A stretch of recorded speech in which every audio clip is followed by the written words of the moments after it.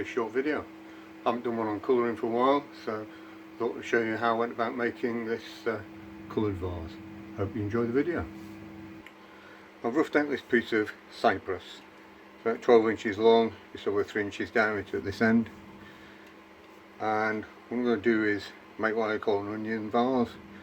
So the bottom section here is going to be rounded, and then it comes to a long thin neck. As I'm going to colour this, there's some nice dot features down this end which will take the colour quite well. And what I'm going to do first is drill a hole down the centre. It's a 7/8 of an inch Forstner bit on a long bar extension, and that will take the hole most of the way down into here. I'm not going to do any other hollowing out of this piece. Well, I've drilled a hole down the centre. Now I'm just going to mark out roughly where I'm going to make the shape, so we can then start taking away some of the wood. So there'll be a bit of scrap wood down at this end, and I'm going to part it off. So that's going to be basically the bottom of the base. I'm going to make the rounded section finish about here, with the middle part of it about halfway down.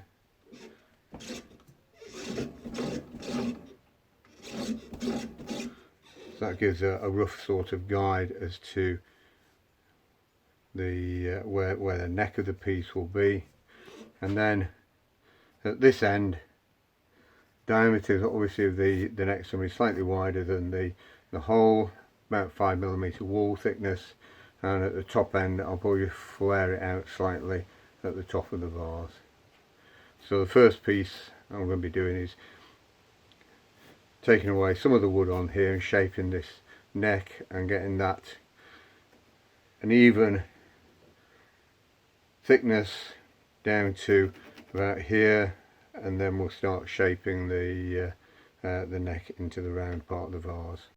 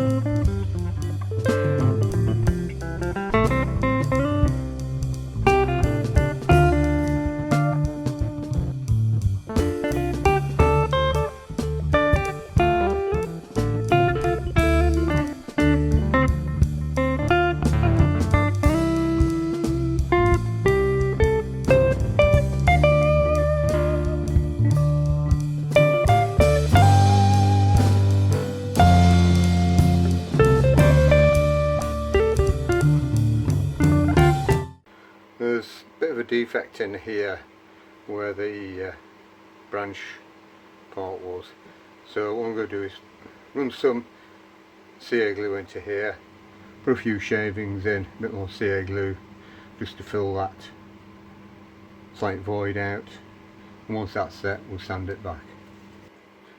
We'll let that dry and just give it a coarse sand back, and that's filled that in, so that's going to be a lot better. Now we're just going to sand the rest of this.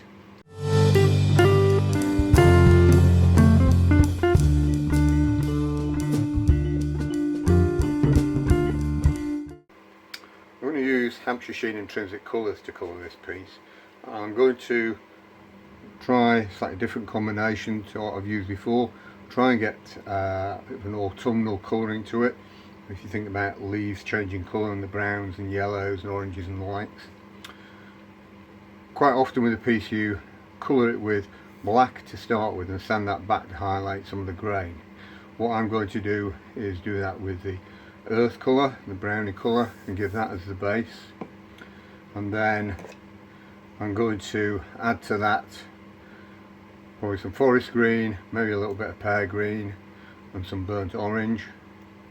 And then once that's dried off, I'll look at doing some highlighting and some blending using the honey.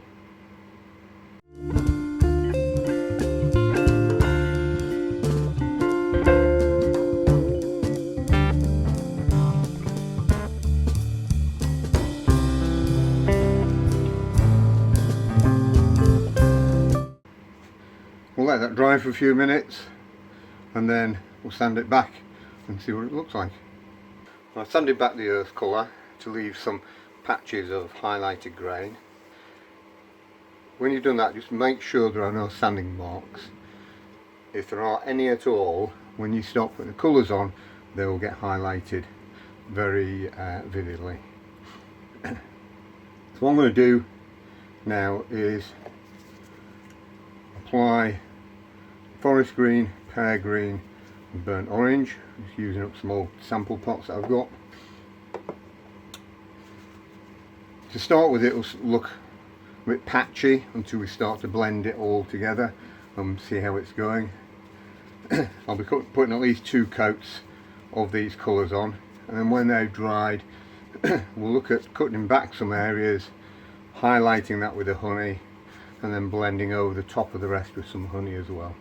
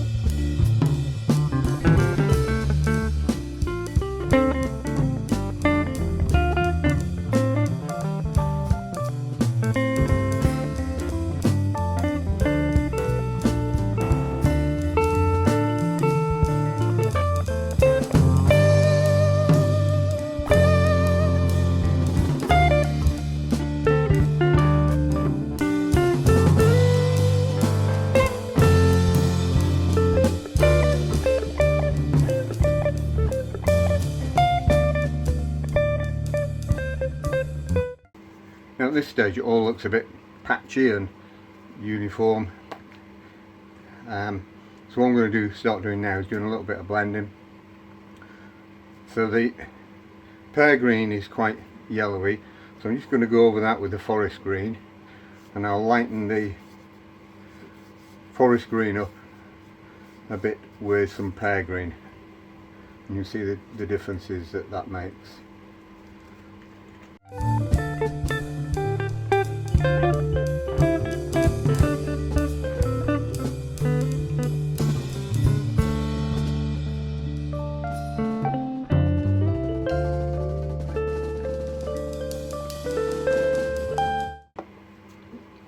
Now starting to get a little bit of a more mottled effect. I'm just going to let that dry for a minute or two, and then just with a bit of 400 grit sandpaper just sand back some of these features, and what we'll then do is start highlighting it with the honey and then doing a bit more blending with the honey.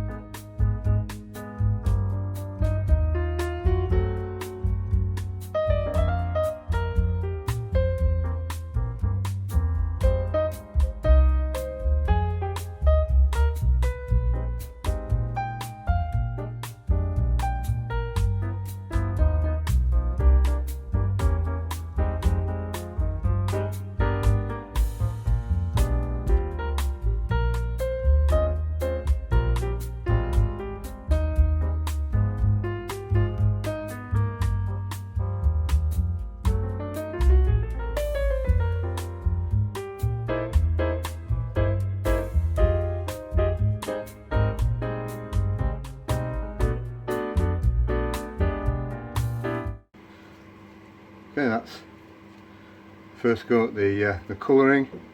Hopefully you can see how some of it's now starting to blend and get feathering all the edges and get different patterns getting picked out on the wood. These aren't sanding marks, these are some grain marks in the wood. I'm going to leave that to dry now, see what it looks like, and then see whether I want to do any additional colouring to it. One thing about colouring is, if you don't like it, you can just take either a very thin finishing cut or sand it all off again and then start again. This has been completely dried now, and when I look at it, it's a little bit greener around these areas than I was after. So what I'm going to do is colour some of this with a bit more of the earth colour, just to get a bit more of a brown tinge on here, and then I may use some more of the honey just over one or two areas, just to see if I can just change some of the colouring a little bit.